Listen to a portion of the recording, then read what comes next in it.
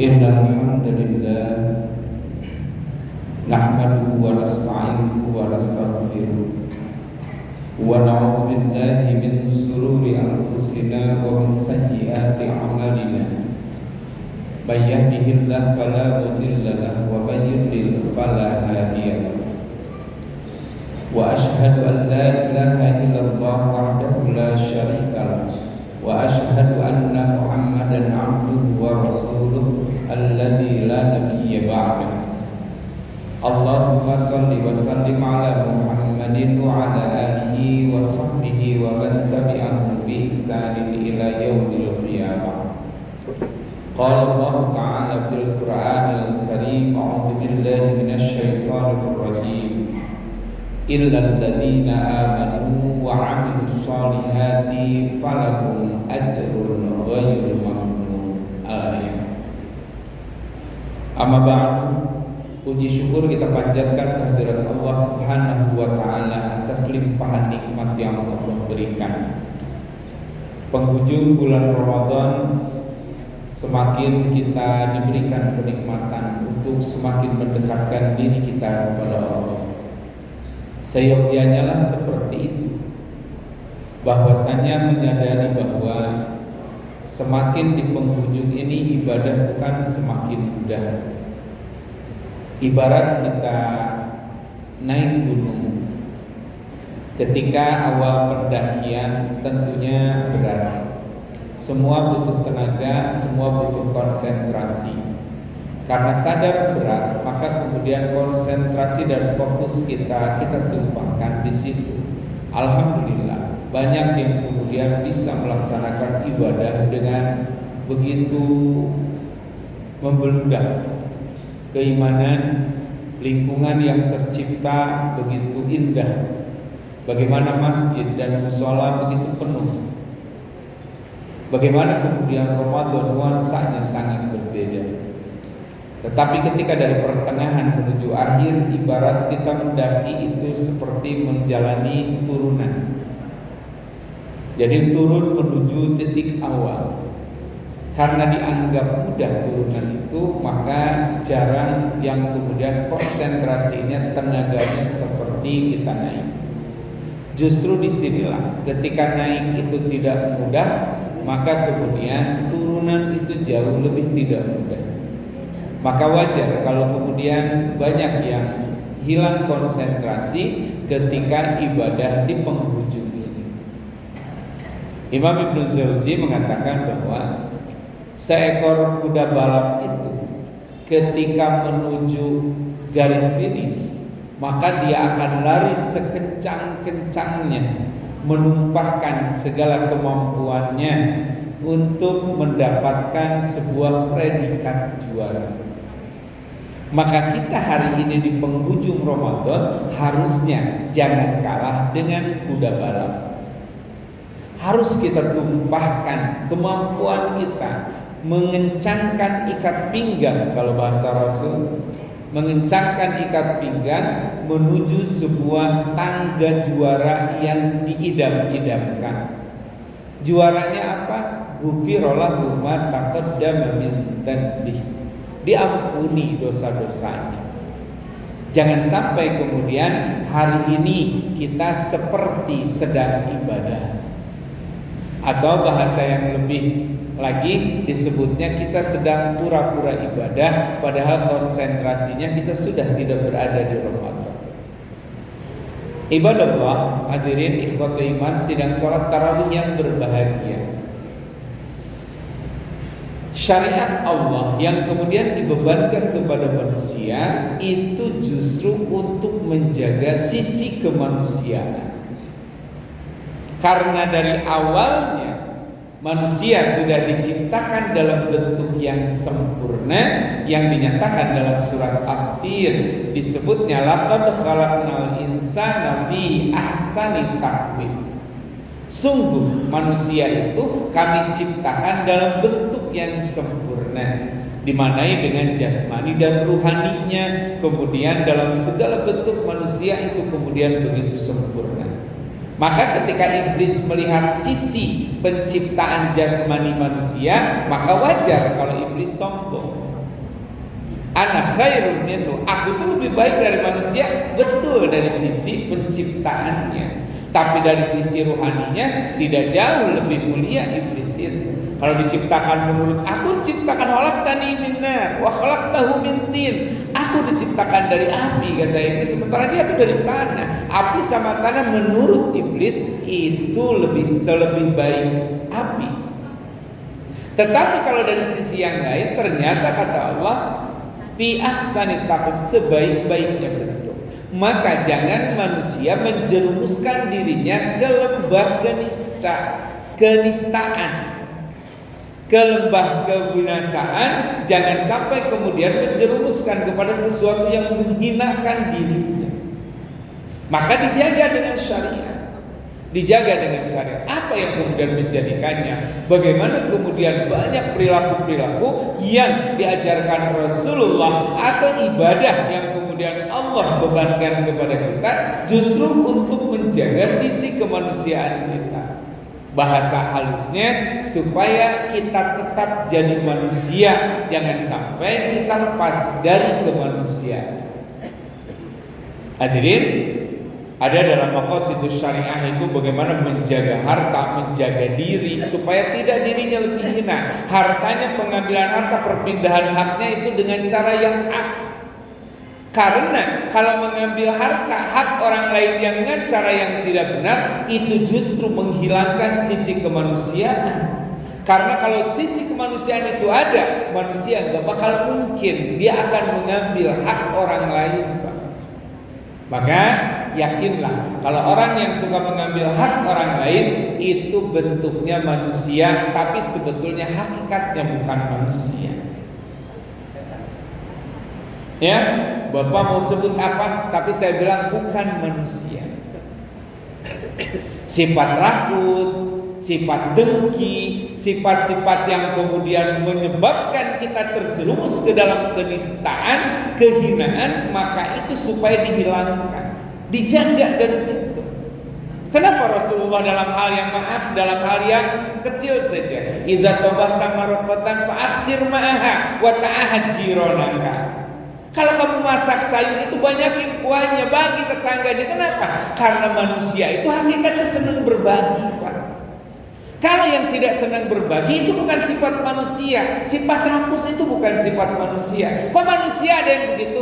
Yakinlah itu manusia, tapi sudah hilang sisi kemanusiaannya. Maka kemudian hari ini kita senang, berbahagia ketika kita berbagi, bukan bahagia ketika kita menerima. Dan itu kita rasakan hari ini. Bapak boleh baca sejarah. Salahuddin Al-Ayyubi dalam perang Salib itu menghadapi seorang raja yang berpenyakit kusta. Masih ingat, Pak? Namanya Raja Balduin IV. Apa yang dilakukan oleh Salahuddin Al-Ayyubi di tengah perang itu? Beliau mengirimkan dokter terbaik untuk menyembuhkan penyakitnya Raja Balduin. Padahal kalau dilihat, kira-kira Bapak kalau ada musuhnya yang sedang sakit, kira-kira sedih apa bersyukur? Kita doakan balik. Apa doanya, Pak? Doanya pastinya bukan doa kebaikan kita maksudnya, Pak. Tapi tidak dengan Salahuddin Al-Ayyubi. Perang ada di sisi lain, tapi kemanusiaan itu tetap menjadi yang utama. Bagaimana kemudian menunjukkan sisi kemanusiaannya? Dan puncaknya ketika berhasil mengambil alih yang disebut Masjidil Aqsa. Apa yang dilakukannya? Tidak seperti pada saat mereka menaklukkan dan merebut dari kaum muslim, semua dibantai habis. Tapi apa yang dilakukan oleh Salahuddin Al-Ayyubi? Menjamin keamanan dari para tentara. Kalau Anda ingin keluar dari sini, kami kawal Anda dan Anda selamat. Mereka awalnya ketakutan. Kenapa? Karena mereka melakukan hal yang berbeda pada saat itu. Kenapa? Bukan kemanusiaan yang ditunjukkan, tapi nafsu dan ego sebagai sisi bentuk yang bukan sifat manusia yang ditunjukkan. Maka hari ini, Ramadan ini kita mengasah sisi kemanusiaan kita dan merasakan bagaimana rasa lapar itu. Dari menundukkan menundukkan hawa nafsunya supaya kita tidak ittabah hawa, mengikuti hawa nafsunya, sampai kemudian tiap hari kita berbagi. Apa yang bisa kita bagi? Berbagi makanan untuk berbuka, berbagi senyuman, berbagi kebahagiaan bersama yang lain, sampai pada titik di mana kita betul-betul merasakan tingkat kebahagiaan itu bukan saat ketika kebahagiaan itu milik kita. Hari ini kita keperluan lebaran sudah tercukupi, hari ini anak sudah, semuanya sudah bahagia, ya. Buat siapa? Sendiri dan keluarga. Tetapi bagi orang yang tingkat kebahagiaannya sudah pada titik puncaknya, maka kemudian ada yang disebut dengan dia merasakan kebahagiaan ketika melihat orang lain itu berbahagia. Kalau sudah pada titik itu, coba bayangkan apa yang kemudian kita rasakan. Apakah ketika kita makan dan berbuka kebahagiaan itu?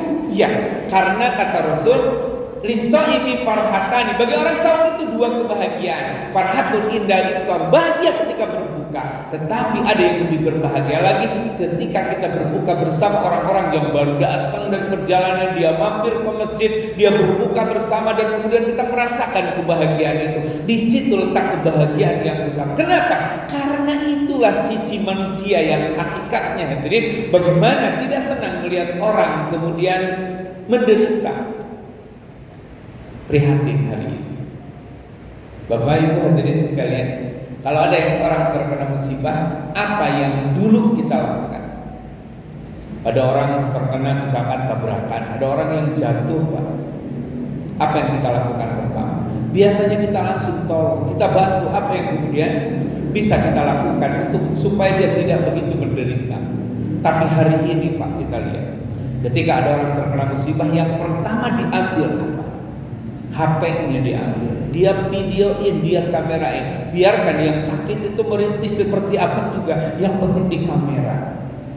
Terusik gak Pak sisi kemanusiaan kita? Maka kemudian Ramadan itu mengajarkan dari mulai ibadah mahdohnya, dari mulai ibadah yang kemudian wajibnya, ibadah sunnahnya, sampai kemudian ibadah yang sifatnya sosial, ibadah yang sifatnya finansial. Maka kemudian di situ ditunjukkan untuk apa? Menjaga supaya sisi kemanusiaan kita nggak hilang. Apa jadinya ketika Bapak berbahagia, ibu berbahagia ketika lebaran tiba, ketika Idul Fitri tiba, bahagia. Tapi di sisi lain ada orang yang kemudian tidak merasakan kebahagiaan itu. Apa yang kemudian dirasakan?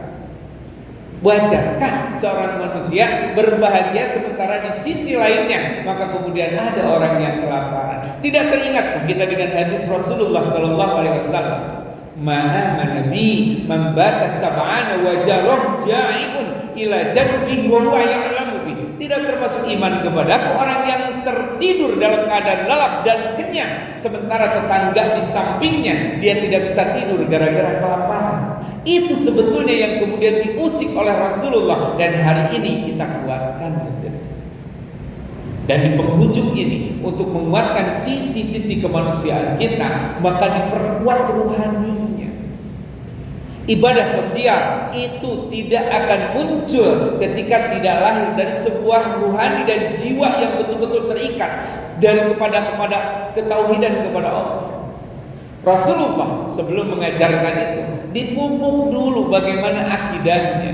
Bagaimana kemudian banyak hadis yang mengatakan hanya untuk berbuat baik kepada tetangga saja. Rasulullah mengawalinya dengan siapa orang yang beriman kepada Allah dan hari akhir.